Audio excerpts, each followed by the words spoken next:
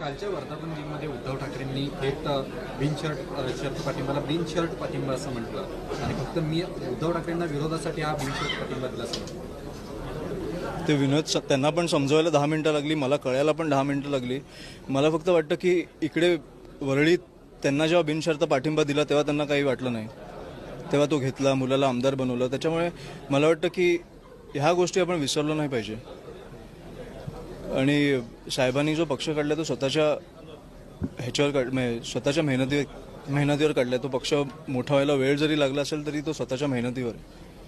लोकसभेमध्ये ज्या पद्धतीनं वरळी विधानसभेतनं लीड थोडासा कमी झालेला आहे, जसं तुम्ही सांगता 25,000हून 5,000वर तो लीड आलेला आहे, हा कुठेतरी मनसेचा उत्साह वाढवणार आहे का? येत्या विधानसभेमध्ये मनसेचा परफॉर्मन्स नाही, विधानसभेत आमचा उत्साह सगळीकडे वाढलेला दिसेल तुम्हाला.